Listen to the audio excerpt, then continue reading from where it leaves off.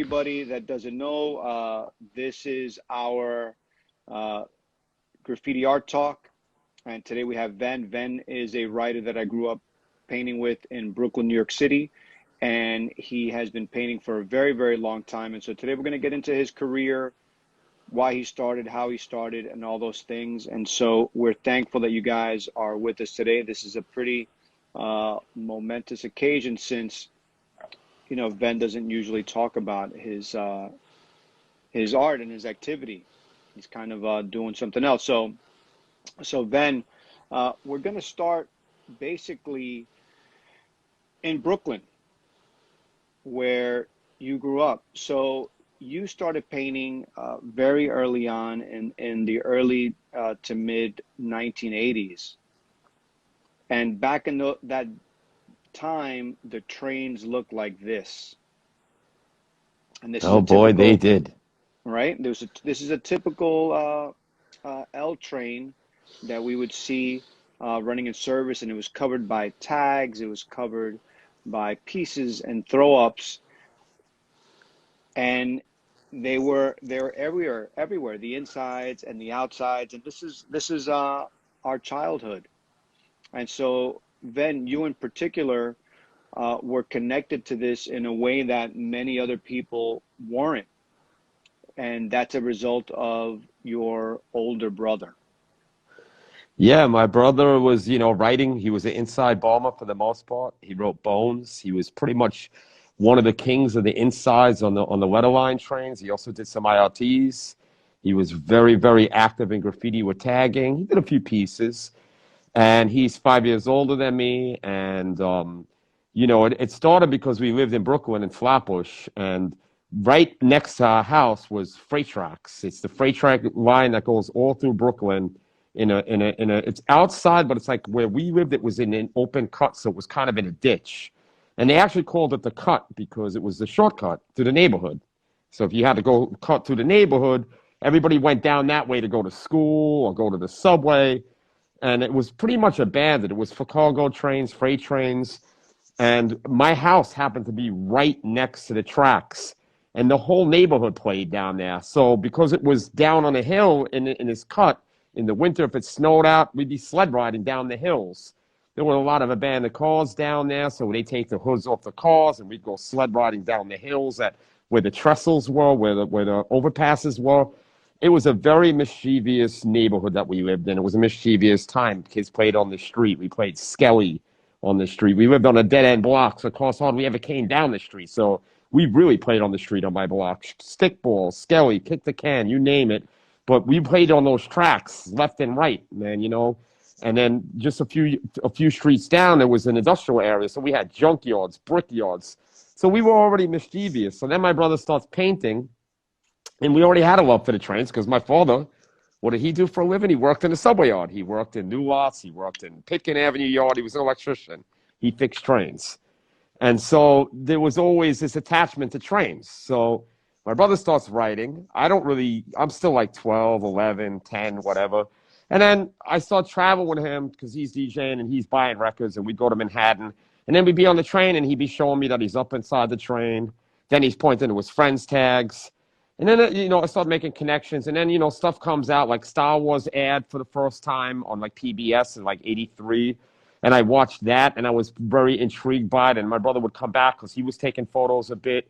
And he'd go to like Hall of Fame. Well, he was taking pictures of trains too. And then I'd be like, oh, wow, this is fucking great. Cool. But I still wasn't really writing. I wasn't actively doing it. I was still a little bit young. I was working actually at a comic book distributor at the time. And around 84, I started really getting interested in it. And my brother met a kid that lived at this train station, Avenue H on the M. It's on the Brighton line. It used to be the M line, the QB, the D train. And this kid was my age, and he was already photographing graffiti on trains. And my brother saw that I was interested, and he's like, oh, you should go hang out with this guy. You should go take pictures with him. And one day I went with this cheap Keystone camera. I even have this camera. I bought it in an antique shop like a year ago, another one. I found one in the States like 3 years ago. And I had one of these old Keystone 110 cameras. It was probably like a $10 camera. And I went on the station, and the trains were coming in with, most of the trains on that line were mostly throw-ups, tags. There wasn't a lot of pieces. But some stuff came in, like some Strider stuff, a Min and Kel. I mean, I didn't even really know who these guys were yet. I just knew this was cool. I got to take photos of it. But I specifically remember Min lived in my neighborhood, and he bombed the neighborhood. And my brother was like, oh shit, this dude fucking bombed the neighborhood. And I was like, well, who's he? He's like, oh, this is the All City King. And this is when I started making really connection between people I getting want up. I And I want to went up. show folks. I want to show folks what you're talking about. So do it. Yeah, you just passed the min. But if you have an NE throw up, that would even be more sweet because that's what I saw for the first time. And then when I went on the trains at around the same time period, I'm seeing this guy out, and this guy was actually a friend of ours now, right? But at the time, we didn't know who he was. And, seeing him up on the trains and every train that came by, this guy was up on every train. And then if I went on the IRTs and I went in the insides, I see min tags. Even though some of those tags were old from like the early 80s when they started painting the trains, they were killing them though. But he was up a lot. He was really up, and Iz was up. But Min was the one that I made the connection about really getting up and being all city with pieces, with throw ups, just like he said in Star Wars, to be an all out king, right? That's, he says that, and he was up in every format. So this was a guy that really caught my eye, in the beginning. And I mean, there were a lot of other writers that were doing shit too, And when I ventured to the IRTs soon after watching the trains on Avenue H, I mean, oh god, TAT, fucking TNB, T Kid, Shane, Sem. I mean, dude, those guys had all those burners on those white cars, dude. Even getting to see that Dottie made that comeback and did that bus piece with Kate. That there was just Yes. then my brother's like, he's like, yo, if you really want to go see a lot of trains with graffiti, if you want to see trains that have if you want to see train, almost every train that comes in is going to have pieces on. He's like, go to Chamber Street. And then when the trains came in, fuck, dude, like every train just had pieces on them. SAC was the king. Straight up, SAK, MBT. This guy had pieces on sides. No joke. But there was a lot of older stuff from before. Case LK from Subway. That train ran for 5 years. There was the paint heist from Guffer. There was the Yes Revolt that's on the back of the hip hop book. All those T-Kid calls booze. I mean, all that stuff was running, and it was like dirty and Des Dusty. But I was snapping photos of all that shit. But my thing was when I was taking pictures, I was 12 years old. I wasn't really a photographer, and for me to maximize my day after school, I would go to stations where most trains came through. So I'd go to Atlantic Avenue. Then I would go to check out EC and the GG, Hoyt and Skemmerhorn. Then I'd go to Chamber Street to see the 1, 2, and 3. Like ideal spots to take like, great photos. It wasn't being outdoors. But for me, it was like trying to see as much as I could see as fast as I could see. And one day I was on 34th Street on the 1, 2, and 3. And I like maybe September 1984, August, and there was a scene, Demon Raz. Oh, it was a scene in Demon, and then and it pulls in the station. I start photographing it on the station. I'm mind blown because I see Star Wars, Subway Art was now out, which had came out a few months before, and I was like, oh, photos, and this dude comes up and he's like, yo, shorty, what do you write?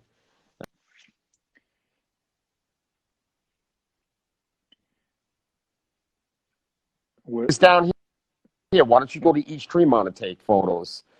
I'm like, Mac TAT, because I already now I know the names because I've been I'm photographing for now, so I see that shit every day.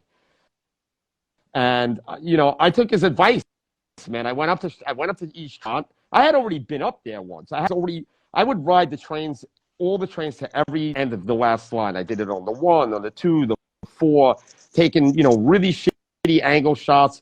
But I always wound up back on the ground because, like I said, that's where all the trunk lines met trains and Seymour 1. But when I went to really did East Tremont for the first time, perhaps when I met Shane, I met Cat, and then I was just going up there religiously after that. Those guys really embraced me. Mac told me, he's like, if you go and anybody, you tell them I'm your cousin. I was like, all right. I never had to do that. I was like bugging out to this like 13-year-old little white kid that was 9. I was probably like 4,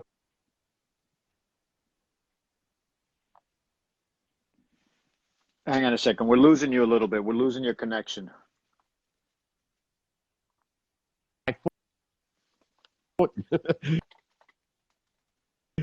80 pounds or Ven, your sound, your something. sound, your sound is Was your venturing sound all the is way to cutting out a Brooklyn, little and bit. not just for one Saturday, come back 2-hour trek on the train from Flat. So, You're losing so me. your sound is cutting out a little bit. It's skipping a little bit, and so I think you're hitting us with so much energy that it's starting to cut out. So I would recommend you just to maybe either kill your filter or just slow down a little bit because we're having a hard time keeping up with you. Let's do it. Let's do a test.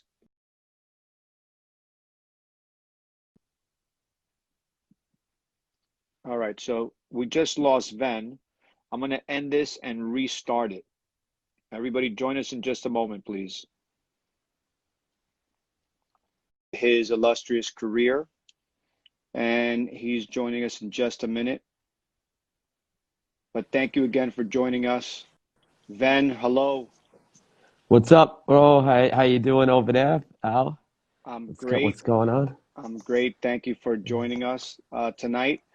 And so, for everybody that doesn't know, this is our uh, Graffiti Art Talk. And today we have Ven. Ven is a writer that I grew up painting with in Brooklyn, New York City.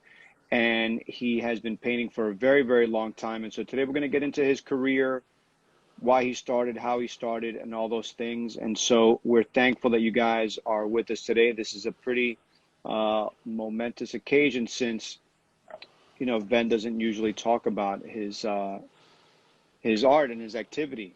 He's kind of doing something else. So Ven, we're going to start basically in Brooklyn, where you grew up. So you started painting very early on in the early to mid 1980s.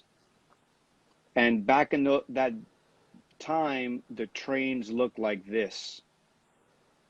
And this is Oh a boy, they typical, did.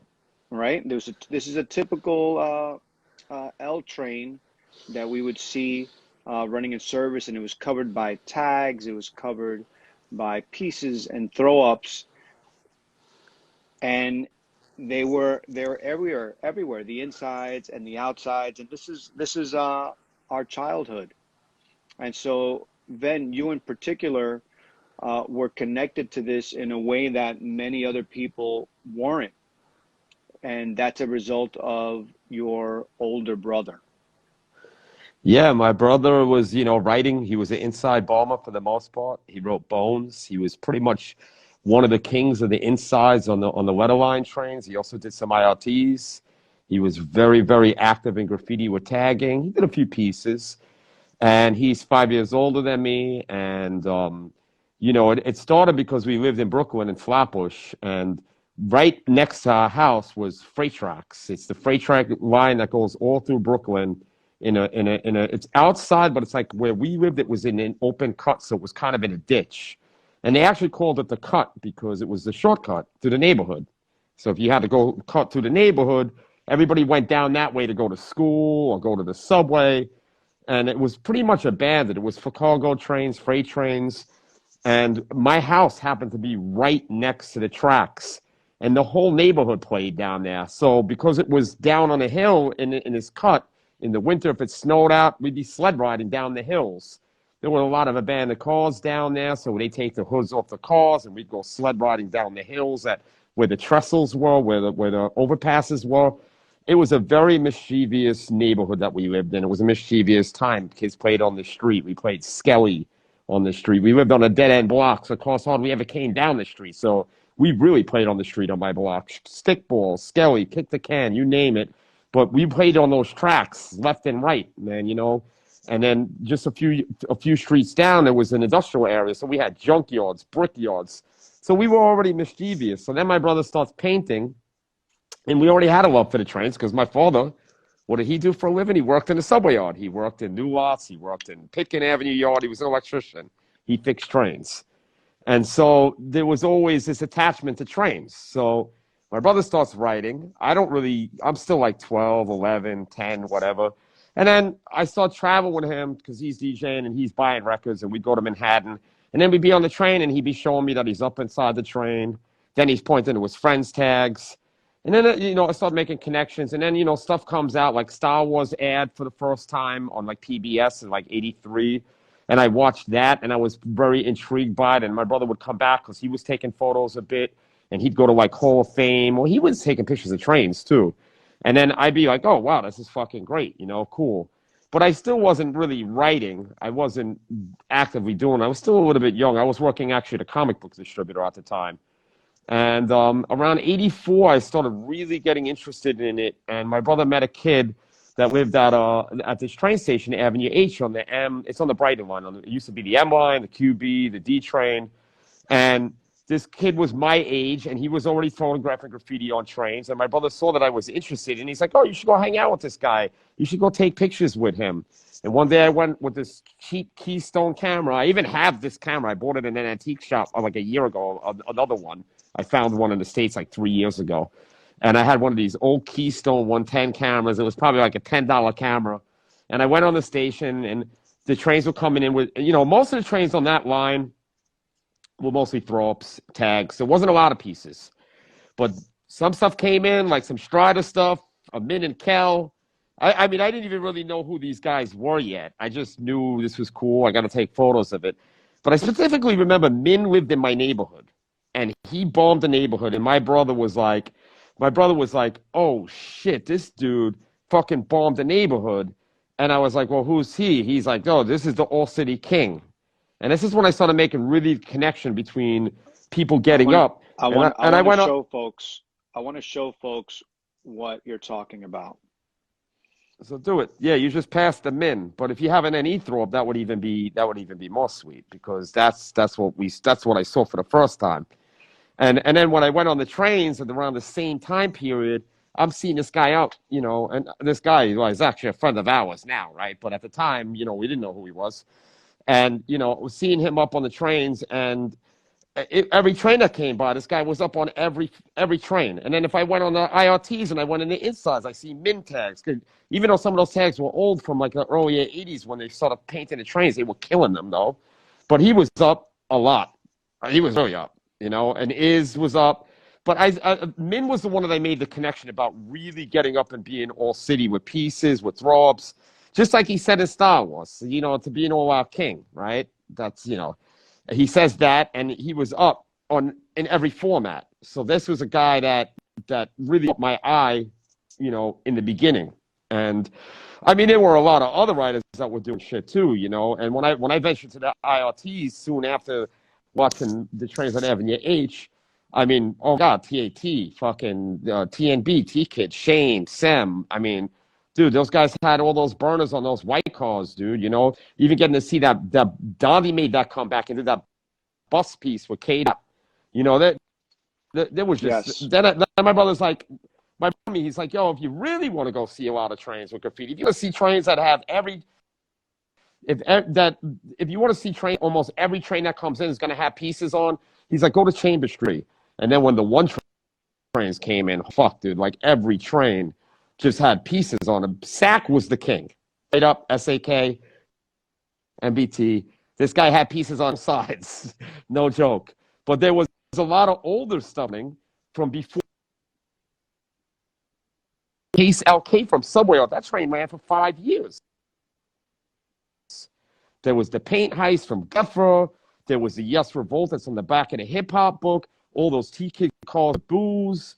I mean, all that stuff was running, and it was like dirty and Des Dusty. But I was snapping photos of all that shit.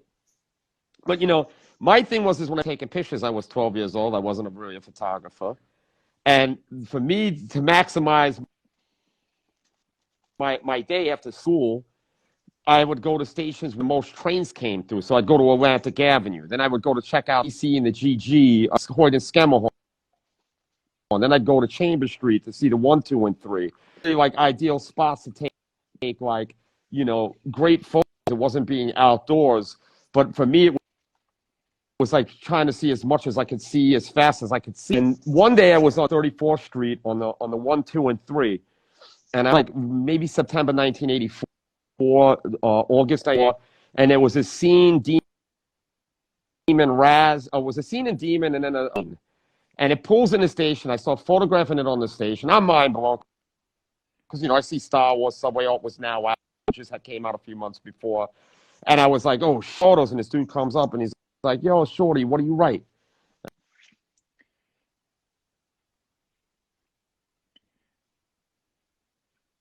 It's down here. Why don't you go to East Tremont and take photos? I'm like, Mac TAT, because I already now I know the names because I've been photographing for now, so I see that shit every day. And I took his advice, man. I went up to East Tremont. I had already been up there once. I would ride the trains, all the trains to every end of the last line. I did it on the 1, on the 2, the 4, taking really shitty angle shots. But I always wound up back on the ground because, like I said, that's where all the trunk lines met trains and Seymour 1. But when I went to the East Tremont for the first time, probably when I met Shame, I met Cat, and then I was just going up there religiously after that. Those guys really embraced. Listen, I think where we're at and where I want to take the conversation is that you started traveling around the city to bench trains to take photographs, and you were describing going up to East Tremont to take photos and meeting cabs and all these other people that were photographing and painting trains at the time. And I have a photo of us from years ago doing exactly what you were describing, which was basically on the train stations waiting for the train. So I'm on the left, you have Charlie in the center, you have Cole SB in the center as well, and all the way to the right is you. And by this time, I think it's about 1988, we had already graduated from the 110 cameras to 35 millimeter cameras. Yeah, I was using a reflex camera at that point. Right. And so we were very serious at this point in documentation. And I think you, almost more than anybody, you had already been taking photos for many years. And so what kept you, while you were painting, what kept you focused on taking photos? I mean, what was driving that? I have a love for photography, man, especially of trains. It's a separate thing from painting. And as you know, I'm hardcore photographing trains here in Berlin. This is where I've been at since 2007. In around 2013, I got into photographing trains here. The trains right now here look like New York in the 80s. I can tell you today, I'm out every day. I was out 10 hours yesterday shooting trains.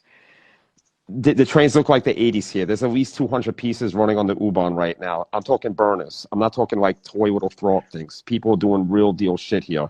And these dudes are hardcore here. They paint years. It's like no joke. It's like watching the trains back in the day and watching the 2s and 5s. You know the riders who are good, and you see this shit coming in, and you're like, oh, fuck, another one and another one.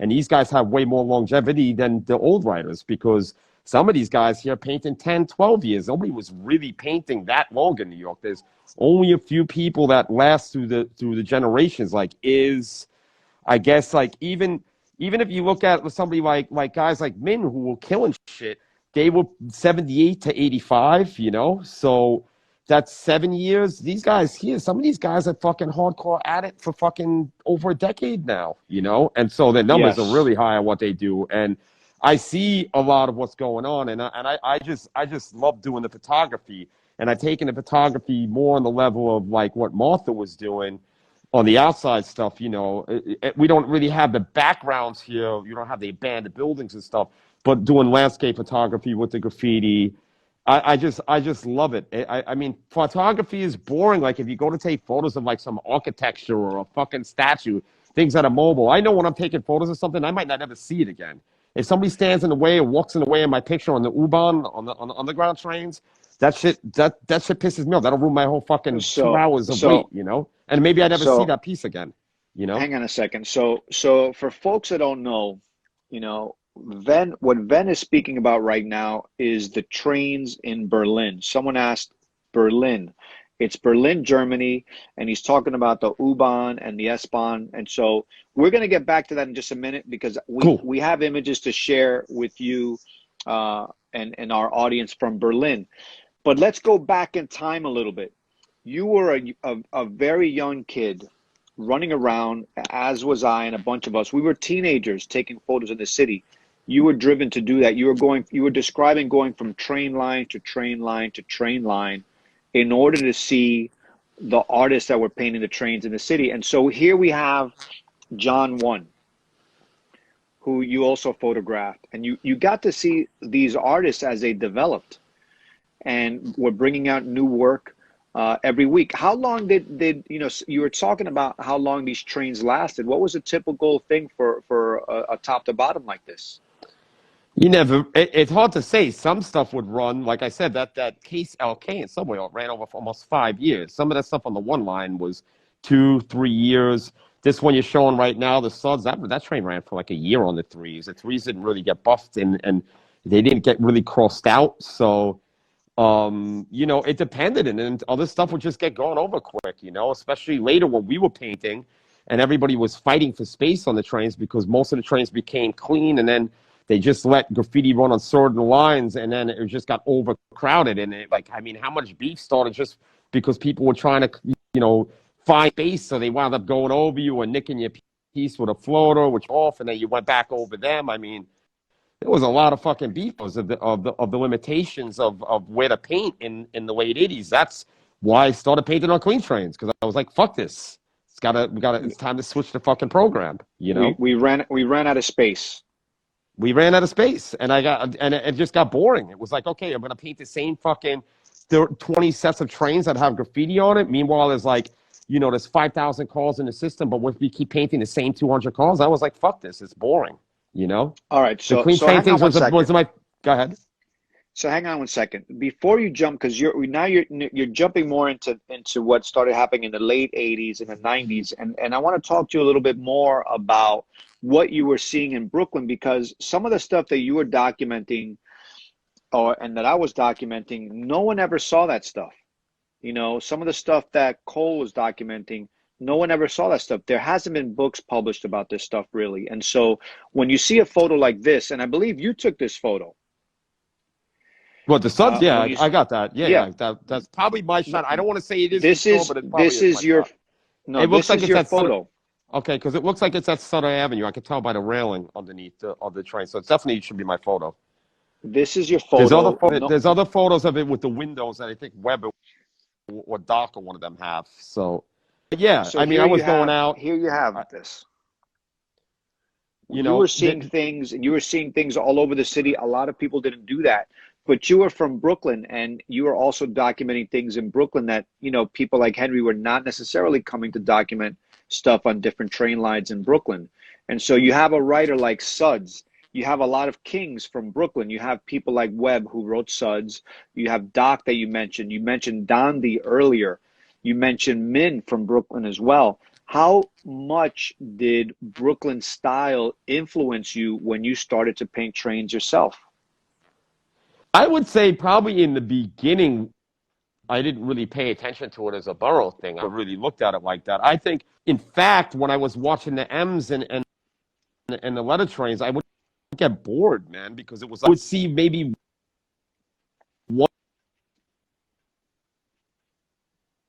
piece on like every fucking 20 trains. But if you went to Atlantic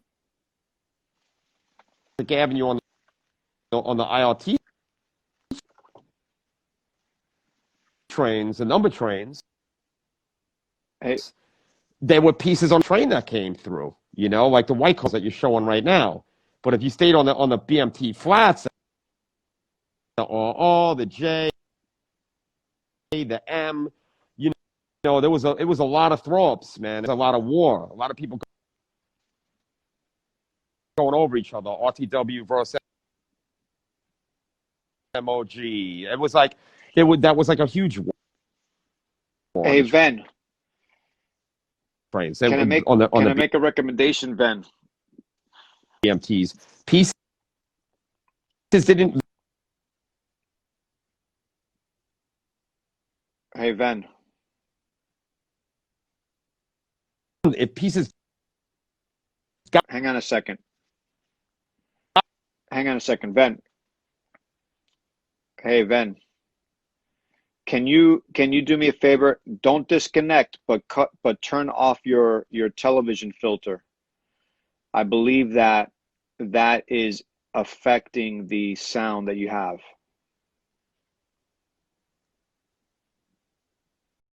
Ven, can you turn off what's the your recommendation? television filter? I believe that's affecting the sound. Yeah, I'm here. Hello. Yo. All right, I'm here. So, folks, we're having some issues with Yo, Ven's connection. Let's see what's if up? we I can see you. get I hear his you. connection back up. Let's see if What's up? I can hear you now. I can hear you now. Yes. Yo, I tried something. You hear me? Do you hear me? All right. So you sound All right. good. You're back. I So you switched were talking this fucking about internet and blowing the lack shit of out here. I switched to, I tried a pieces of different stuff that connection, was different line. happening, Let's see if this works good. at the time when you were photographing trains in Brooklyn. Earlier, you started mentioning style, and I want to get away from you as a photographer for a moment and get into you as a writer that was developing style and started painting trains on your own. And one of the folks that you mentioned earlier was Min, as someone who had style that you saw and that sort of inspired you with the idea of going all city. And so this is Min in your neighborhood. And then this is one of your photographs of a Min top to bottom. We're going to get into your work. So, before you talked about being inspired by Min, by NE, who was up so much at the time when you were looking at trains. And so it had an impact on you and you started to bomb, and you kind of did it all. And so, this is one of the photos of your throw ups. Why was it so important to have throw ups in on trains? Well, there's 5,000 cars to deal with. So unless you're piecing like a madman, it's hard to stay up because if you do one piece, especially with all the beef that was going on in the trains, they probably just go over it. So you had to do a little bit of everything if you really wanted to maintain getting up and people to see people, for people to see you up, you know what I mean? And it was like, plus at the time I wasn't, that great at piecing when I was first coming out and hitting a lot. So I wasn't so 100% comfortable with doing, pieces on the trains. I don't know. I felt like I just had to do both, I should have probably did more insides. I didn't do enough insides. Are you with me, Kat? I'm Oh, with you. And okay. so then you started piecing. And I Yeah, remember when you then when you started piecing with Mesh and Reese. yeah, I was like, at that point when I was painting with them, they were throwing the outlines up. I've always been, because I always, I knew it was good. And I didn't want to go paint with these guys who were really good and do some toy whack ass shit next to them. So I'd be like, they would throw the outline up, I'd fill in. They would sometimes outline a piece, some of them I outlined, and this is how I kind of learned a bit, right? And then when I met, when I started painting with Ghost is like, no, I don't do your shit. You got to do your own shit. And so I was just starting to do my own shit, but we were painting so much that I just got good at it fast.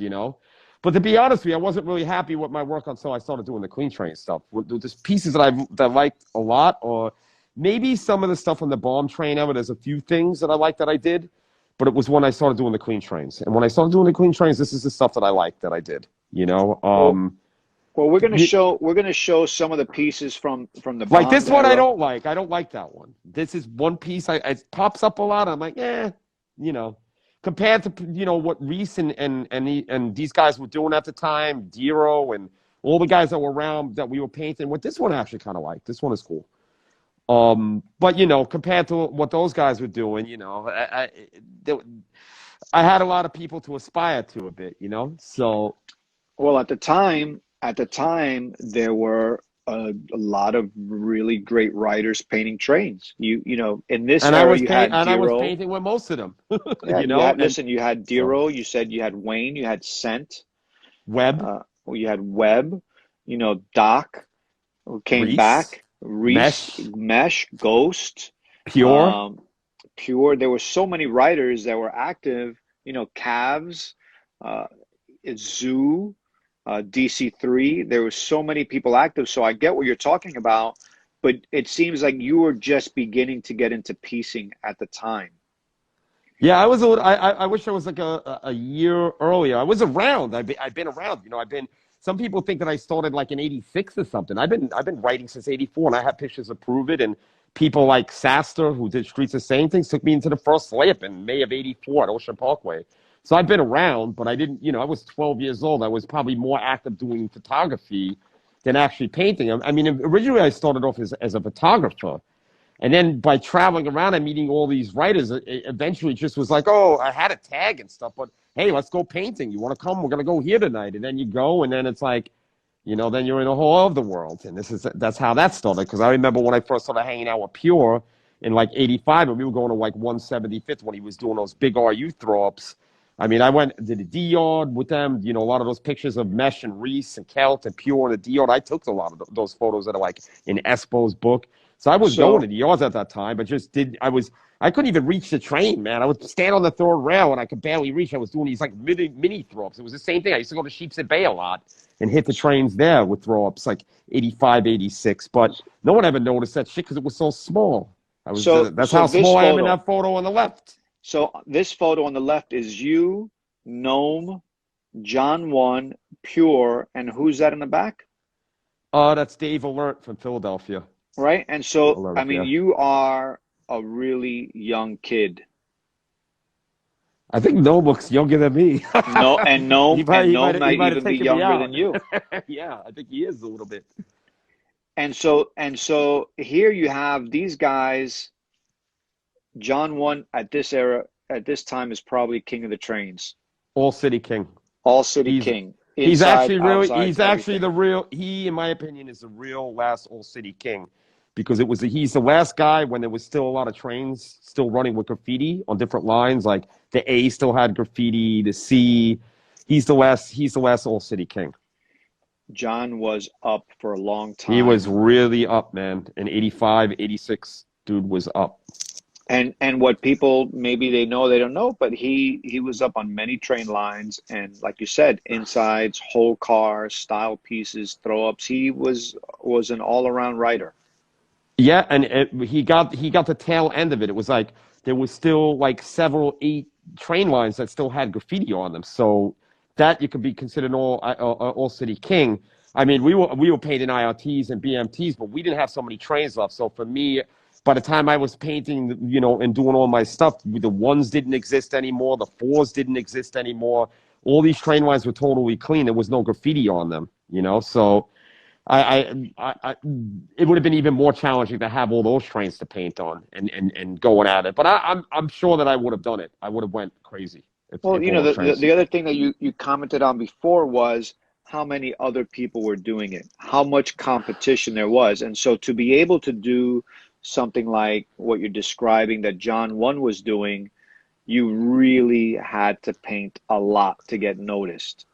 And you had to have respect to go into a lot of those places because you know how territorial shit was back in the day. I mean, you didn't just walk into 175th or City Hall and places like that, and just start doing shit because those neighborhood kids that were writing in those areas would fuck you up. you know, Yes. it was super territorial, man.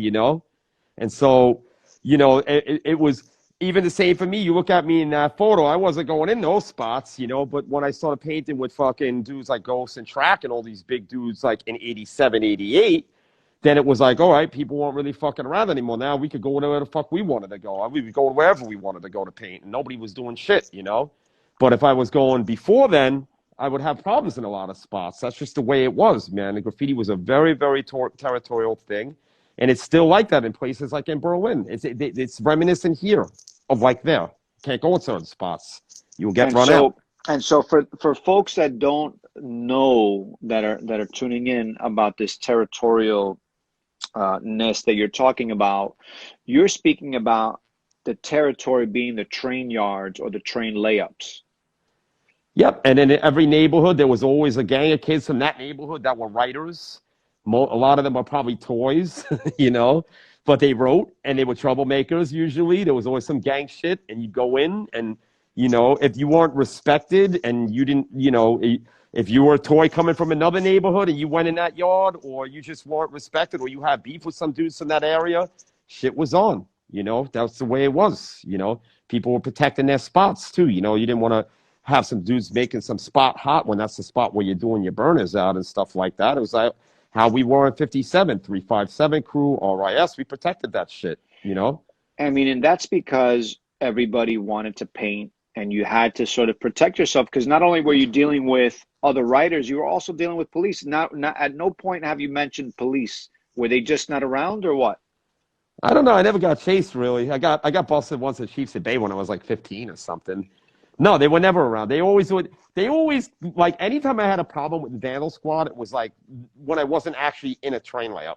It was like, you know, like one time I'm painting with Power from LA and the cops yelled down at me at fucking 72nd Street where the Trump Tower's on now, that fucking crap that he fucking built there. Where in Star Wars Revolt and Zephyron, the cops are like, hey, Ben, you might as well not run. We know you're down there. I'm like, oh, you got to be fucking kidding me. I'm getting caught fucking with these fucking Tom and Jerry motherfuckers in the daytime. But they never actually caught me in the fucking act, painting trains. Never. Nope. Never happened. Always dumb shit. They never came in the layups. I don't remember ever. I remember one time me and Ghost were hitting some clean train Fs in Queens, and fucking he saw somebody break the light, and we just bolted the fuck out of there. And then years later, when he got caught or something, they mentioned it. They were like, "How did you and Ben get away that day in Supfin?" But I didn't even see them. I was. You ever just run, and because somebody says to run, but you don't even know who's coming. They're just like, "Oh, somebody's coming in," and you just run. You don't even know what you're running for. You're like, "Okay, I didn't see anybody, but okay, I'm running." That was like that. But yeah, I very rarely had problems going into spots. You know, how many unfinished pieces of mine do you see? Not many. That's true. That's You true. know. But wait a minute. But just on that note, those cops in those days, although they weren't keeping up with you and keeping up with, you know, with writers, they were a very big annoyance. Oh, they were keeping up with us. They were just sitting in front of my fucking house. But you know, I would just go out the back of my apartment building. I lived in a unit in an apartment building that had 60 units, and they didn't know that I knew they were watching me. You know, because I saw them looking at my buzzers one day while I was going to do the laundry in my building. It was Mona and another guy, and they were looking my name up. I had just happened to walk out and saw the door open. I was like, "That's fucking Mona." They didn't see me in the whole way. I jumped in the elevator, went down. When I came back up, I was looking out the window. They were fucking outside my house for fucking 2 days, man. But you know what I did? I went back down the elevator and went out the side of the building, climbed over the fence in the back, and went out the street behind it, went bombing. Fuck them. That's the way And it was, you know? And then Jay was having problems at the same time, and Smith and Same. We were all having problems with them. Reese, but they never came to the layups. I know that they went to 57, but one time, some people that we know that got caught. I don't know if they want me to mention it, so I won't say who it is. But I know somebody that got busted there that was in the crew. But I never saw them there. I never saw them. I honestly, the one time in Sheepshead Bay when I got chased in 1986 was the only time. There was another time where PK and KK that they got fucking chased while I was talking to them. They were painting. They were doing burners on a train, also at Sheepshead Bay. And me, Remote, and Stack were talking to them through the fence. And they were getting raided as we were talking. And when we got near my house, the Vandal Squad jumped out on us and grabbed us. But we were not painting. We didn't have no paint on us. We were clean. And so they couldn't do shit. They took us to the police station, but they did nothing. But that was how the Vandal Squad was with us. It was the clean trains was even fucking easier. It was like nowhere to be found. so You know? this photo that's in front of us now is a top to bottom that you did in 57th that you mentioned. Yep. It wound up on the shuttle, which was our other spot, right? It was kind of weird that it was there. This is yeah, this is a top to bottom I did in '88. So what I was don't, great about this is this particular location is that we could climb up on the rooftop and take photos from far away and get these nice wide shots instead of it being right on the platform. And this rooftop had some really great pieces, and so it was a really nice place in Brooklyn. It doesn't look like this anymore. This is a totally gentrified section of Brooklyn. that train station doesn't even exist anymore. It's knocked down. They tore it down. There's no Right. Dean So Street anymore. right. So this was Dean Street Trade Station. Yeah, and that was a rough neighborhood. That's the shuttle. You have to fucking watch yourself on that line, man. That was a sketchy fucking. That was probably the sketchiest train line in Brooklyn. It was interesting being on there. We spent a lot of time there because we would go and photograph trains and those train stations had a lot of, maybe the oldest graffiti in Brooklyn That's true. was Spin, on. the original Spin was up on that Yes, station. Yeah, there was a lot of old, really old, like 71, 72. There were tags that were running for 15, 16, 17 years there for sure. Easy. that's right. And so it was just Ex Vandals, all that stuff. Yeah. all that stuff was there, and also along the D line and the train tracks. And so, one of the things that we had the benefit of is in that neighborhood in Brooklyn and on those train lines, that's some of the oldest graffiti in New York City that lasted when we were growing up. So we had access to history.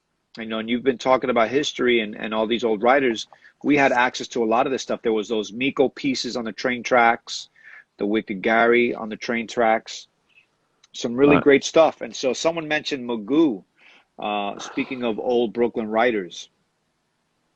And um, I think one of the great things that you were responsible for at the height of your career was convincing some of the old timers to come back and paint.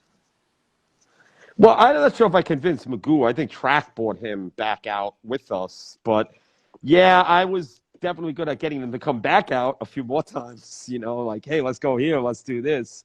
I mean, I definitely went on some nice missions with Magoo. He was one of my favorite people to paint with, man, especially the last two times we painted in Utica when we did this fucking window down and then we did a red bird. And yeah, Magoo is, he's probably one of the best writers ever to come out of fucking Brooklyn, man. He's the man. And it's weird because a lot of people don't know that he came from before. He was from the late '70s, early '80s. He was already doing stuff with like with Rec TM7, with the second spin from Brooklyn, the one that did the Dump Koch, the one that's painted with Swan on the ILTs. So he was around in the early '80s. He was doing a lot of stuff that like his Ann pieces or Dane, and he was painting with Custom too, who's like one of the All City Brooklyn Kings. He's a writer that should get more props. His Custom, who also wrote Weld, is like one of the also All City Kings insides pieces. This guy did a lot of shit. It is really not propped enough for what he's done. Wicked hand style. Magoo was great, and TK as well. And Oh, when Track they too, when of they started course. when they started painting again, they really painted a lot, and they really contributed a lot of great pieces to the line. Like this one, that TK, Magoo The top to bottom. Yeah, the Dane TK Boom Ven. It was Exactly the that double one. Mary call. I mean, so it was great to paint with them, and I was usually involved in the actions with a lot of the stuff with those guys, especially with Track. Magoo started painting a bit more with Doc and stuff a little bit towards the end, and I wasn't really involved in those missions, but I was still painting with Magoo at the time. Yeah, it was just that was a great period, man. I remember walking into 57th Street, and it was just like me and Taj just walked in there, and we did this like Ven Boom window down, and it was like Lady Pink was in there with CNTC5. It was like, whoa, what the fuck are they doing in here? Like, oh shit. Doc was down there. It was like, surprise, surprise, we're here. And it was like, yeah, that was a fun period when Case was down there painting.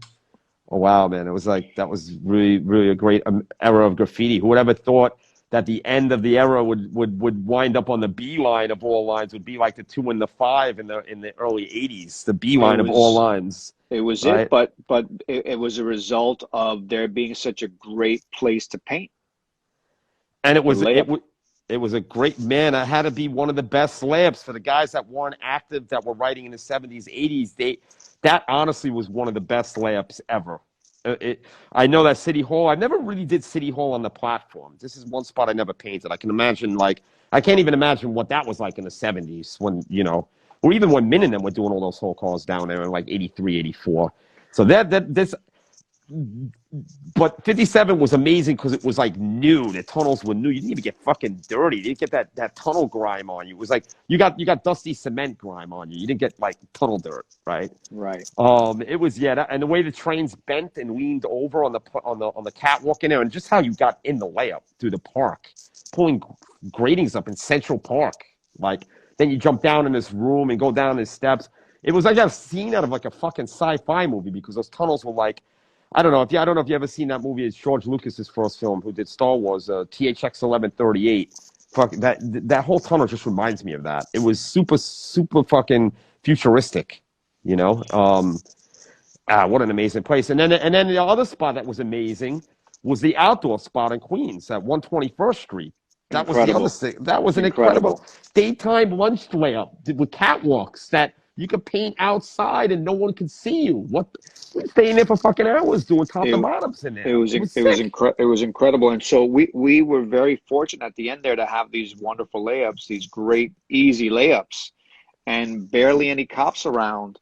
And that's, it got a lot of these things got pulled out because of that. The J line, the B line. We discovered it, and there was, and it attracted other writers that wanted to paint big, right? I remember when we met Demer and all these other writers out in Queens, and Ram and all those guys were painting out there. Yeah, I mean, there was a lot of people painting in there. There was just a lot of people painting in the end. Like I said, it was getting a little rowdy with people going over one another and whatnot. But I think half the time it wasn't even meant to be, but on other times people were just like, fuck it, we want to paint and we're going to go over this dude. And, you get all butt hurt. Somebody nicked your shit or something. And you're like, I'm going to go back over them. And, oh, man, it was wild in the end, man. I It mean, was interesting. but so I would do something, I do a piece, and then somebody go over it, and I catch the car again and do another one. Like there's definitely some top to bottoms that I did where I went back over them with new pieces after they got dogged out. I got pieces crossed out before they even pulled out, like one by RD, one by Nike, guys that later became friends of mine. Yep. But they got some of my good ones, the motherfuckers. So everybody who's joining us now, we are speaking to Ven.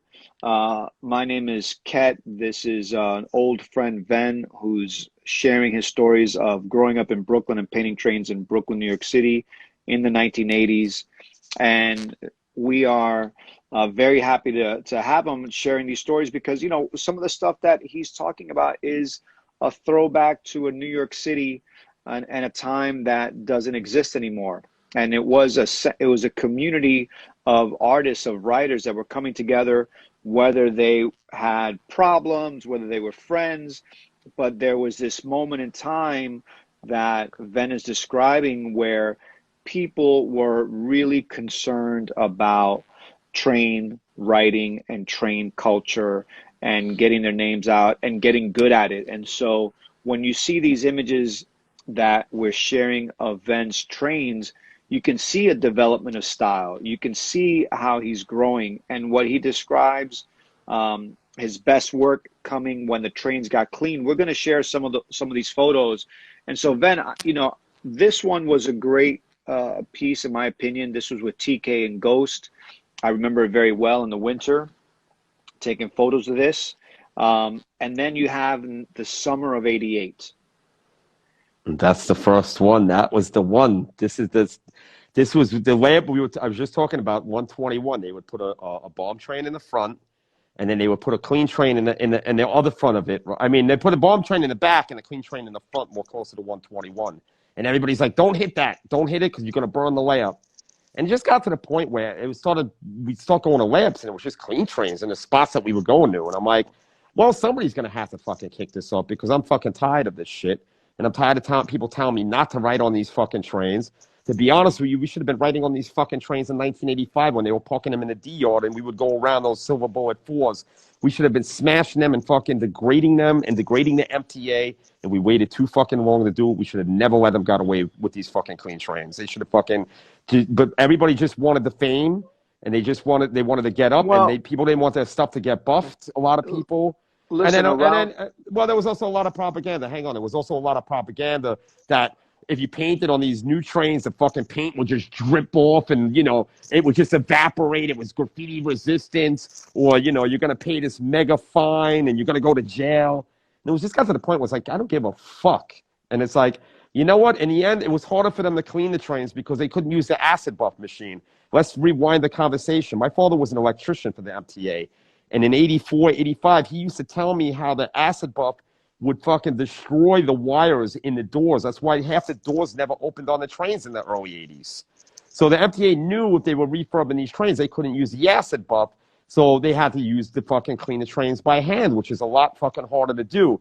If more people were actually writing on those trains at the time, and there was more people involved in doing it, they would have had a harder time cleaning that shit up, to be honest with you. But we kind of let them win the war until we started to resist. But I think the resistance came a little bit too late. It should have been earlier on with more writers involved. Sure. Well, by the time this came around, that you're speaking of 88 and then 89, when the trains fully went clean, most of the writers quit. I like that one. That's one of my favorites right there. Most of the writers quit, and to your point of, people not really wanting to paint those panels or those trains, that one in 88 was important. I saw Saint and Smiths on those, around the same time. Oh, yeah, of course. I think I even saw like a Rem and a Paid that I took pictures of. So some people touched it a little bit, but you're right. Most people avoided it because they didn't want to burn out the spot. Or whatever, all that other stuff you're talking about. They didn't want to get, they wanted the fame. I remember, there was, there's a funny Henry Chalfont's 50th anniversary party, right? You know the video. It's on YouTube. You guys can all watch it, everybody that's listening in. And me and you were at the end, and we're arguing with, they were all my friends, Shame and Bio. Everybody was at Henry's party.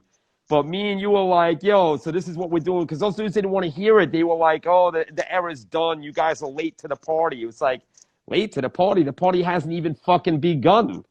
The party became a worldwide movement now, if you think about it, It's crazy. Look at how many whole trains are being done in New York. While I was waiting for you to log in, that New York City Graph Heads on IG just posted another whole train. Dude, they've done like 25 whole trains, 30 whole trains. Just this year. Just think about this. In graffiti from 1971 to 1989, there were only 3 ever whole trains done. It was Kane 1 on the 7s, Lee, and the RIS 357 train we did in 57th Street, right? That's the only 3. Then in 2005, the Mole Crew came, Ether and them. They did that Monopoly 1 in 57th Street.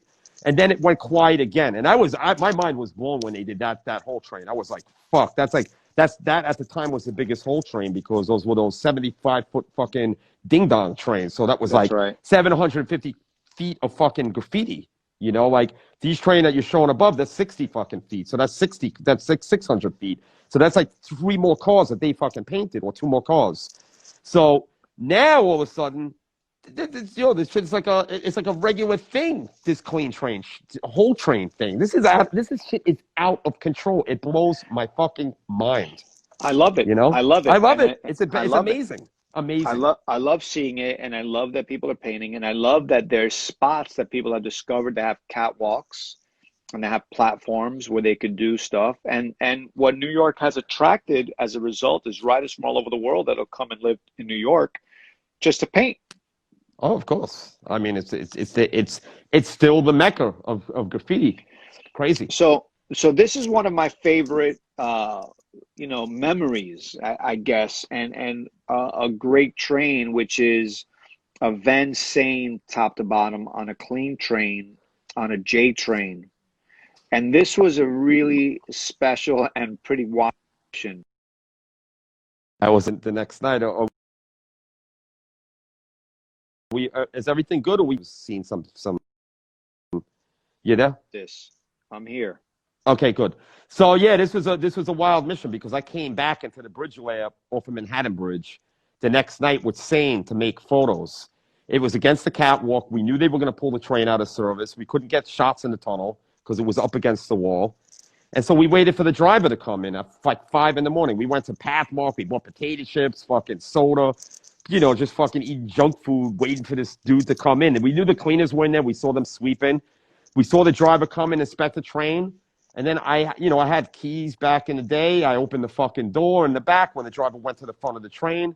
And we hid in one of those motorman cabs, like in the second car. After like 3 hours of waiting, the train was not pulling out. It was like, oh, fuck, this train is definitely fucking going to the yard to get buffed. But when did they pull out to go to work? And I fucking stayed in the train and it fucking pulled out. It fucking pulls out to Chamber Street, and then over the PA system on the station, they're like, this train's going out of service. And I'm like, oh, fuck, now where's it going? Going to Coney Island, or is it going to fucking East New York? I didn't know which yard they were taking it to. If it goes to Coney Island, I can fucking pull the brake and jump out the train and make really good fucking shots from the other side of the platform. But if it goes to East New York yard, it's going to be riding up against the stations. I'm never going to get a good shot. So I was like, fuck, I'm going to have to pull the emergency brake because it started pulling out to East New York and over Williamsburg Bridge. I got to find a spot where I can fucking pull the emergency brake and climb down the fucking L pole, which in the picture, for those that don't know what the L pole is, it's that brown beam that's in between the middle car. And those poles stick out from the metal track work, right? It's of the structure. Not all the places where these elevated trains are do they do that. So I'm particularly looking for these kind of beams because they're easy to slide down. They step out from away from the train. So now I'm like trying to make so it lines up in an intersection so I can make the photo, and I pull the brake and it doesn't line up. Because you pull the brake, it doesn't just stop it. The train fucking glides. So now I'm like, oh fuck. Now am I getting the fucking photo? Now I jump out between the fucking motorman's cab down, and I'm climbing down the tracks, and the motorman is looking out the window like, yo, what is this fucking dude doing? Because nobody was on the train. The train's out of service. How did I get on the train? He pulled the train out. Nobody was in it. Right? And now he sees somebody running out. And the only reason he looked out the window is because the brakes went into emergency. And the trains are designed so that if they hit something on the tracks, the brakes go in emergency. He knew nobody was on the train and pulled the cord, or at least that's what he thought. So the first thing he did was look out the window to see if he rode over something. And then he sees me jumping out and climbing down down the pole. I slid right down that shit like a fucking fireman in a firehouse. I was like, damn, down. But now I'm on the street and I'm like, well, now how the fuck am I getting up on this roof right here? But there were these cables and wires that were climbing down on the side of the roof. And I don't know, man. I don't know. That adrenaline, I wasn't an amazing climb. I was not a strong kid. I got the fuck up on that roof and made these shots. And I was up there. I was just fucking bugging out. I was like, oh, fuck. I'm getting the best photos of this shit. And you did? and I did it. I climbed down the roof and I immediately went with the film to fucking the 1 Hour Lab on Canal Street. It was like 20 minutes because this is by Hughes Street and on the J. I was at Canal Street in 15, 20 minutes in the fucking 1 Hour film store because I thought in my head, if they fucking something goes down, I'm going to East New York and I'm going in the yard to find this fucking train. I'm not losing photos of it because you didn't know. You didn't have digital back then. It was film. Right. So who knows? You never know what's going to happen. I mean, I never really had problems with film getting overexposed and shit like that. But I had to make sure I had the photos. And when I got those fucking prints out of the machine, I was glowing. That was like probably one of the rushes of a lifetime, to be honest with you. And it was probably Sane's last train. I think I don't know. One of Sane's last trains. And that night when we went in there to do this, because I was with you, it was Sane, you, me, and we brought in San too, if you remember. Yeah, I remember that. And San too filmed the whole thing. No, he didn't. I would never let him film me. He filmed. You don't remember Sane. that? That's why. He filmed Sane, and then the film. He lost the film. He lost the film. Okay, I don't know. I was never letting anybody film me at that time. No, but he filmed Sane. He had like a Super 8. But anyway, that film footage is lost. And then, jumping forward, this is 1991. You were with me on that one too. That was the day that we started fucking that was Desert Storm. You did a fuck Iraq piece that day. Yeah. That's the problem. This is 1991, painted in the daytime in City Hall. Yeah, I remember actually coming back out on the station waiting for it, and I was smoking a cigarette at the end of the station. It was a cold winter day. It was probably like February of 91. And a fucking cop gave me a ticket, and I told the cop in the face, I was like, you going to give me a ticket? I'm smoking on the back at the end of the station. There's no one here. I came purposely back here not to bother anybody. You got to give me a ticket? And I was like, it's okay. For all the amount of damage that I've done to your trains, I'll take the fucking ticket. That's what I told her in the face. I was like, because you don't even know what I just fucking did. I said it right in the face. And that was it, end of it. Well, She didn't know what I was talking about, and that was this the end is of it. this And is then a that pulled out. very good one because we had the idea of painting in the daytime so that they could run in service, and it works. It did it. Well, that one actually ran to Astoria, and then they pulled it, right? Yeah, yeah. I also purposely didn't go over the windows in case the driver saw it. Like that's why it's not really high up on the window. That So was my other trick to try to get shit to run. so fast forward many years later, once you stopped painting, you started this whole other career in the music world. But in the past few years, you rediscovered your love for trains in Berlin. Well, I've always been around. You know that. Come on No, I know now. you've always been But around, it's but I never. Okay, I will say like between 92 and 97, I was definitely pretty much on a sabbatical, right? But after that, I've been around. yeah, Just yeah. I do my shit. Well, I mean, I don't want to necessarily talk Like about that kind of my mother stuff. once said, it's always in my blood, and I'll always be involved in it some way or another for the rest of my life. That's just the way it goes. And I agree with her.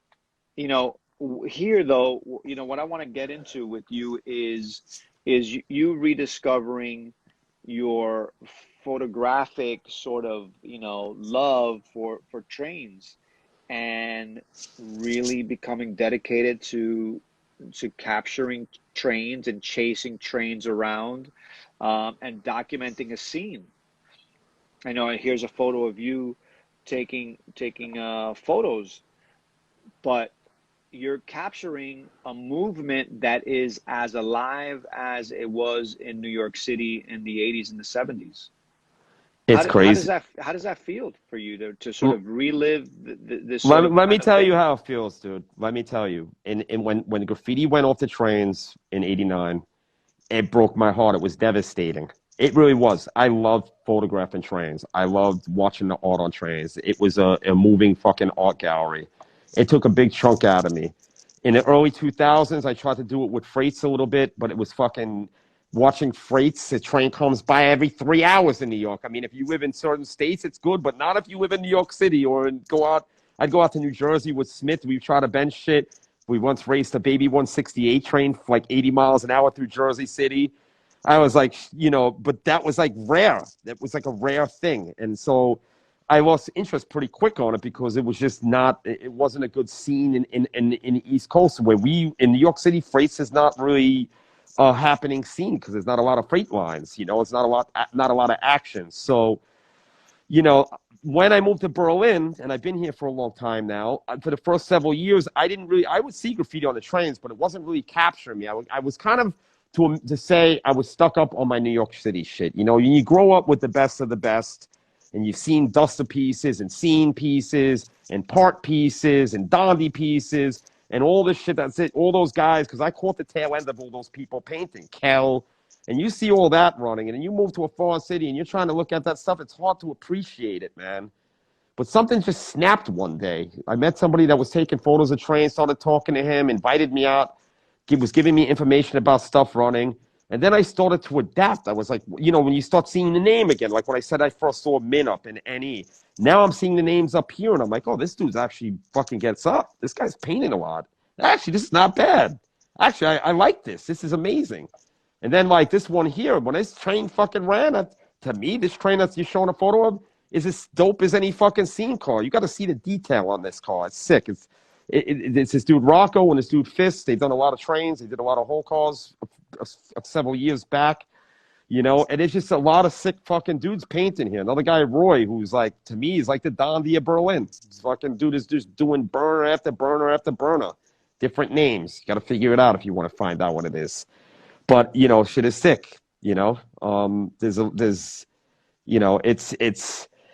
there's a lot of crazy shit going on here. And It's amazing to watch it when you're there. I mean, it's amazing to see it if you're not there online because there is so much talent. There's so many writers with so many different styles. It's alive and people are doing it. it's like when I first got in, I just mentioned the names I mentioned. These dudes were like up, and now there's like a whole other new generation of people that weren't up when I first started, doing. And then a lot of the guys from before are still painting, or there's so much going on here. It's crazy. I would say right now on the trains, on the U-Bahn, on the underground trains, there's at least 200 pieces running. There are trains that come in and there's like 5 or 6 panels I mean 6 panels on one set, right? And there's at least four. There's like 6 lines that are heavily hammered. The trains that you're showing now, that's the S-Bahn trains. You don't have any photos of the U-Bahn stuff, the yellow trains, the Right. underground stuff. This is where the action. There's trains that are running 6 months, dude. There's like one train. This Chaz piece on the U7, it's running since September of last year. I saw it again today. Dude, it's almost a year old.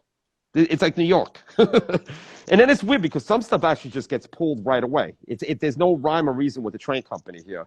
This is a train company, the U-Bahn, that 4 years ago, they would not let any graffiti run. If you wanted pictures of stuff on the U-Bahn, you had to wake up at 5 in the morning and catch it on the first run. And maybe once every now and then, you would catch something, running for 2-3 days, but very, very, very rare. That was, now it's just dudes are killing it. Like, I saw how Nazem just wrote 180 crew. Man, let's do some sick ass shit, man. On the U8 burners every weekend, man. U8, U7. There's so many fucking crews doing dope shit. Hell Crew, Huskies, 180. There's there's just TCK. There's so many different fucking good crews here painting. It's a very, very exciting time. I do this shit 36 years. I love this shit. I eat, sleep, and fucking shit it still.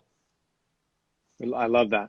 It's incredible. It's incredible that you ended up in a city that is as active as Berlin. And so people are asking again where you're from. Some people have joined us. We have a lot of viewers here. So this is the Museum of Graffiti's Art Talk, and we are speaking to VEN One. He is originally a writer from Brooklyn, New York City, now living in Berlin, Germany.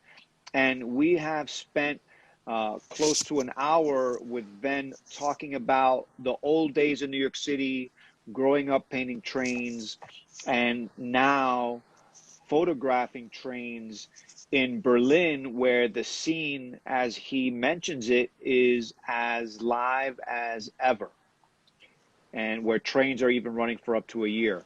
I And actually so, like it even. I like it even more almost here because people are more about piecing and doing burners here. Like the throw up thing is not a big thing here because there are no places where they can park many trains like they are in New York, where you can get 30 trains with 300 cars. Most of the layups are like 16 cars, 8 cars. So people focus more on doing burners here, and dudes are at it. Some dudes are doing as many burners as we were doing throw-ups. I mean, there's guys here that are just killing shit here. It's crazy, I mean, and these cars have style, they have characters, they have backgrounds. I mean, these writers are taking a lot of time to do their work. Either that or they're painting very quickly. I mean, there's cats here like Jaiko. This dude is like doing the craziest fucking burners. He's doing 2-3 fucking burners a week for like 2 years now. Like on the level of shit like what Cal and these guys were doing, like old school styles. Like you would love this shit. It's like it reminds me of like old like rock fucking crew stuff, RTW shit. I'm like, damn, Or the DRS guys, rocks. This guy does like some of the most intricate fucking characters you've ever seen paint on a train. You'd be like, how the fuck is he doing that? That shit is so detailed. What has he got 20 hours in it? These dudes do this shit Right. in 1 hour. It's crazy. And one of the reasons why this is actually happening, and it's an interesting thing, is that it's this smellless paint. Like Montana or whatever companies came out with this fucking paint that doesn't smell. So they can go in the tunnels and they can fucking paint. And when the drivers are coming by on in-service trains, they can't smell it anymore. And the system has no money because of fucking, especially now it's even worse because of the COVID thing and people not taking trains. They got no budget to clean the graffiti. Dude, they're making messes when they buff the trains, dude. It's like they leave half the panel running. You're like, why didn't you just clean the rest of the panel? Like, is it supposed to be water-based paint? But yet it's fucking, they're having a hard time scrubbing this shit. They don't have the right chemicals for it. The buff here is funny. You got to see how they buff the trains here. It's a fucking mess. It's really crazy. And the smellless paint is definitely the main. Man, the technology. You think with the security and cameras and all this shit are gonna stop shit, but it doesn't stop nothing. They got sensors in all these labs. Everybody knows how to pass all this shit. The cops, they don't know what to fucking do. The security here, they're fucking clueless. Right. It's crazy. Well, I mean, I think one of the things that I've learned, in studying the game for a long time is that writers can't be stopped. Graffiti No, can't be stopped. it's that And saying so it. it can't. It just can't be. And so it's a folly for cities, for law enforcement, for, transit authorities to believe that they can end an art movement that's now 50 years in, and the next generation has more energy, have more, better paint, more technology, and there's just no way it's going to happen. Yeah, I mean, people use the technology for us to fucking police in certain situations. What the cops could use night vision on us, we could use night vision on them, right? I mean, you can always turn the technology and things against the police and the way they do their shit to spy on them. So people are doing that. We've been doing all kinds of shit from the beginning of time, watching. Like I said, they used to watch my house, but I was actually watching them. We're always one step ahead of these motherfuckers. It's true. So there's a lot, this is a very special talk, and I thank you for joining us to do this. I know that you're a very private person and not used to talking about this in public. And so this talk, there's a lot of great people that are on here listening and texting and writing in. I see Howard Nazem, what's up, fellas? I see Os Gemios as well. Paid, Chino, a lot of old friends, Volk, a lot of Brooklyn heads What's up, have everybody? joined in. And so I know a lot of these guys haven't seen you in a very long time. And so I'm thankful that they've jumped in here. A1s, WTO, a lot of folks from everywhere, Intel, a lot of folks. And so any questions for Ven? We have a little bit of time left with him. Anybody that wants to ask Ven a question, now's the time. Hit us up and we'll see if we can answer your questions. Webb is on here as well. Old What's up, friends are on Webb? I here. see Webb. I see the hand, the thumbs up. Yes, yes, yes. And one of those things, Ascend, one of those things about, what we talked about today. We talked today exclusively about train writing culture.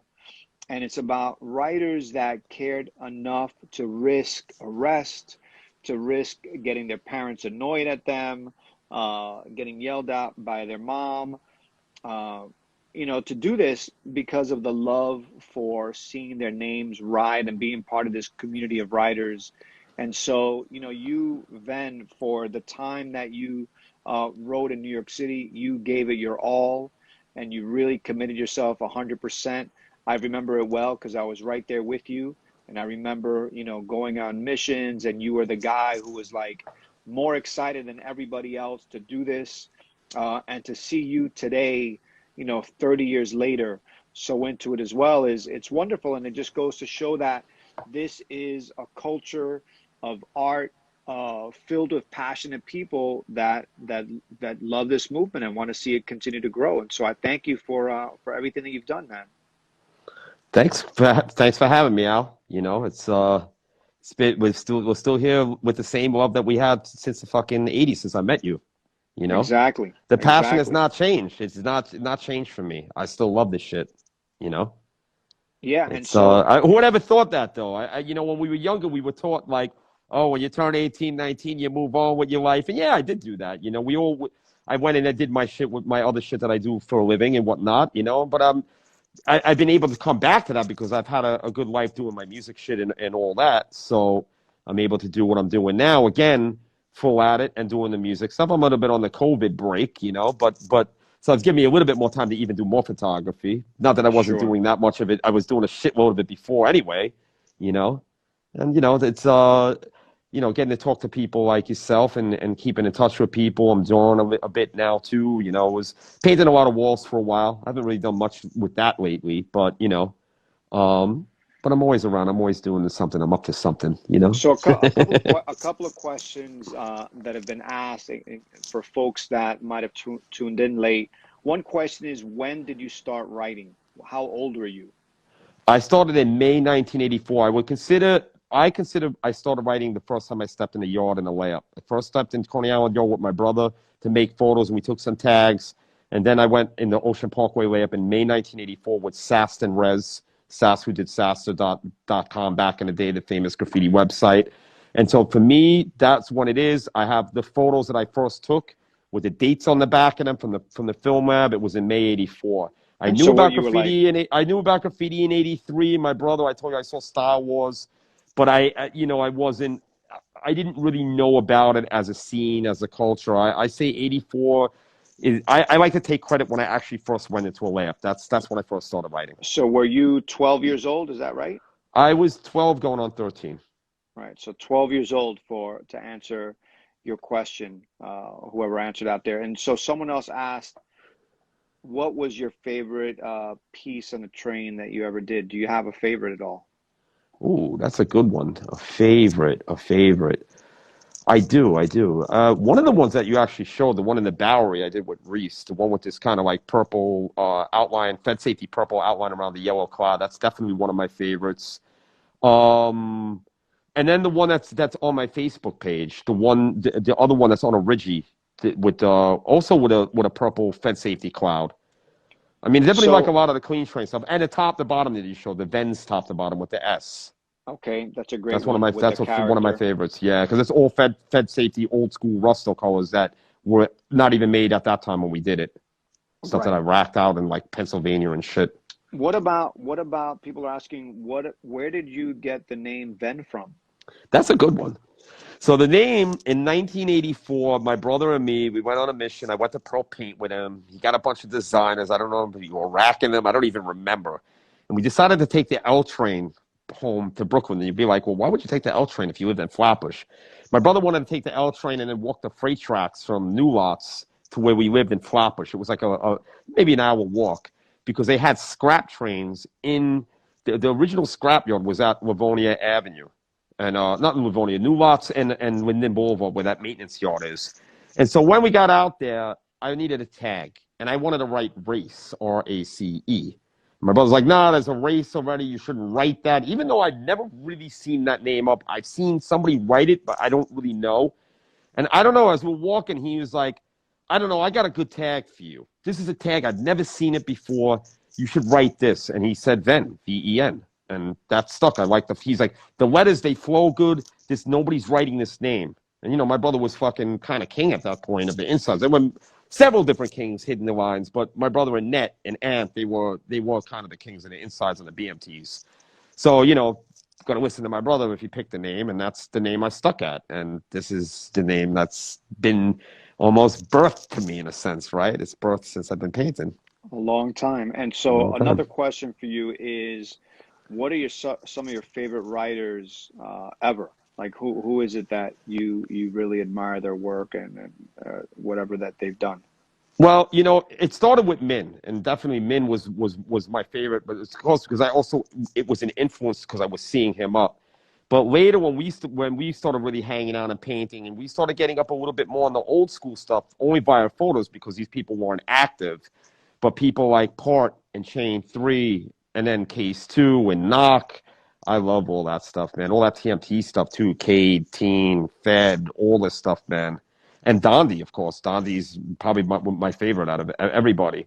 But then, of course, I love for Baby 168, Strata. There's so many names, man. There's so many people that dope stuff. But I get really crazy with the Kellen Crash and the Kellen Shy end-to-ends. I just love the end-to-ends with the Baudet characters.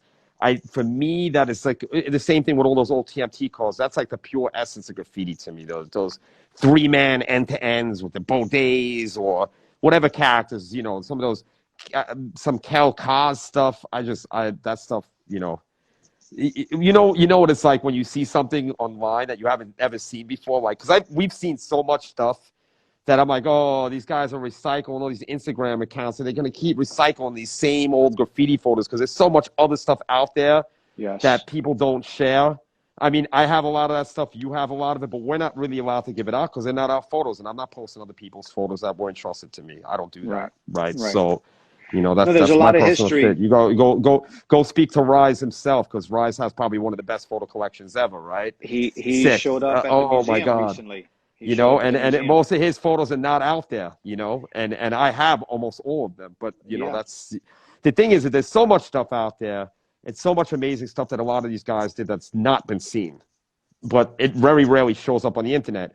So when they do show up on the internet and stuff I've never seen, my mind is just blown. I'm just gazing at it for like hours, like, oh fuck, and that shit just makes me want to fucking paint and do shit. It's still I still have a love for it. But the good thing is that I have the Berlin scene to keep it fresh because I don't think that living in the past is a good thing all the time either. Like Right. there's a lot of Right. old school guys that don't get out of the past. Like I'm in the future. I'm still here. Uh, Yeah. I'm here, not even in the future. I'm in the present, right? I'm out. I'm checking out. I'm respecting what people do now, and this is important. There's a lot of old school guys that don't want to give anybody in the present the props. I'm here to Right. do that. Living in the past. And I so like to another go ahead. question for you. Who is a favorite writer that's painting today? And I guess you're seeing so much in Berlin and other places. Who are you looking at and saying, wow, this person is great? In Berlin, I don't want to say who does these pieces, but there's these buzz pieces, and if anybody in Berlin knows who it is, not saying who it is because snitches end up in ditches, right? And you just don't rat out and try snitch. I love the buzz stuff. I love the Jaiko pieces. This is my favorite stuff in Berlin. These two guys do the top stuff. I like Rocks, his illustration stuff. I like even some abstract stuff. Spider does some really sick shit. It's outside the realm of graffiti. I like this dude Macho from the 180 crew. That's somebody Howard Nelson put 180. Macho is definitely one of my favorites here. There's a lot of cats that do ill shit here, and it's funky graffiti. It's not like when we were when the Germans were starting to write, like in the late 80s, early 90s, and it was all stiff and boxy, and you're like, where's the funk in this stuff? This stuff's really flowing. Though I have to say that I found out later that there were a lot of cats in Berlin doing some ill stuff in the 90s, that early 90s, like Fock and Wesp and all these dudes, Yeah. Poet. Yeah. They were really doing, but I never saw this stuff in magazines. I always saw this more stiff, like West German stuff. Right. But here, man, the dudes are doing super funky stuff, like funky, like that TMT, CIA, Rockstars funk shit, and there's a lot of cast. This dude Mamba here, he's one of the kings here. He does this crazy old school style with this big 3D. It reminds me of those like Paid and Min and Kel pieces from like '83 on the RRs with those thin letters that were like this fucking big, but the 3D's like super fucking elongated. Yes. Yes. So Yes. there's so much stuff going on here, dude. There's I would say there's probably about 50, 60 writers that are active here that are doing shit. And they all have their spots and they all do their lines, and it's very territorial, like we were talking about before. People respect the spots here. You don't go to people's houses without their permission. You'll get your shit crossed out, you'll get beat down. And The way it we're is. not talking about 18-year-olds, we're talking about, people, not many kids. It's not a kids game. That's for sure. It was a kids game when we did it. It's not a kids game now. Right. It's adults that paint trains. It's adults that pay trains. It's with precise military strategical warfare action. It's That's great. how it is, right? I It's mean, great, and it's probably the the why they've the been able to pro keep it alive. yeah, and the process that these dudes go through to go paint trains sometimes it's more surveillance, taking time to surveil than it takes time to fucking paint. Right. Which really shows a dedication. It really shows a dedication to paint trains if you have to take more time to scope it out and to plan than actually to do it. And it is, someone wrote military minded, it is. And it's been like that for a long time. And so because they're adults and because they're dedicated, they could do that. And that's why it continues to be done. So Yeah, yeah. it's So listen, so Ven, listen, we appreciate your time. I think we're running out of time now. I think we appreciate you and what you've been doing for a very long time. We want to continue to talk to you and continue to build. We thank you for sharing your stories and your perspective, and for all of those people that are on here that don't know a lot about what we've been talking about tonight. There's a lot of great information out there. There's great books, there's great films. You were talking about the old days in New York City. And so for those of you who don't know, a lot of the trains and a lot of the people that were referenced were in the book or are in the book Subway Art that's still in print miraculously. And you can watch a film called Style Wars that is still a very important classic that I highly recommend. The Museum of Graffiti, we have those books, and you're welcome to go online to our shop, pick up books. We have tons of books from the scene from around the world, but a lot of great classic books. And you mentioned Cavs. Cavs has published a couple of great books from this era, and so I encourage you guys to jump into the subject matter some more, to continue to support the museum, and to tune into these art talks. Our next art talk is Thursday this week with Giz from New York City. And so thank you, everybody, for spending an hour with us and maybe a little bit more. Thank you, Ven, for sharing your time. Thank you for And having me, Kat, and thanks to everybody out there. I see a lot of people, a lot of famous cats are up in here. Props for you guys chiming in and checking it out, and let's just keep this movement alive. That's it. I'm in it till I'm dead, man. That's it. Last thing, someone asked, does Ven have art for sale? You can catch Ven on his Instagram account at vandalism_AOK, and he just posted some great stuff on there. He never sells anything ever. And I think No, I just never really decided did. I have some COVID time off, and I started drawing, and I'm like, wow, I'm kind of enjoying this, and might as well. People have been asking me for years to buy stuff, and but I do it on my terms. I'm not trying to be the assembly fucking line over here. I'm just No, gonna do listen, some every stuff, and now if and you then. want it, you grab it, and that's it. All right, People are like, oh, everybody. you want to paint on this medium? You want to paint on that medium? No, I'm doing it the way I do it, and if nobody buys it, I'll You'll send it to me. Thank you so much. yeah, Everybody.